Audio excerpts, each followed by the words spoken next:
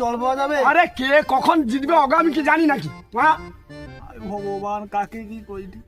একটু জল একটু দিন না, শুধু জল দিশা পাইছি। আরে কত রোদ হচ্ছে, আমি চাই যাবো রোদে, কি করবো বাবা? ও দাদা শুনুন, দাদা শুনুন, একটু জল দিন, জল। পুকুর মারবা হবে?